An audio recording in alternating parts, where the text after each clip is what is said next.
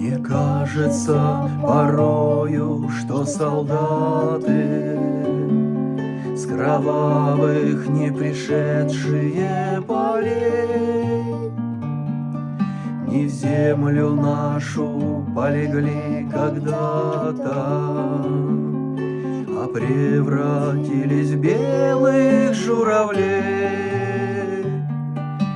Они до сей поры с времен тех дальних летят и подают нам голоса.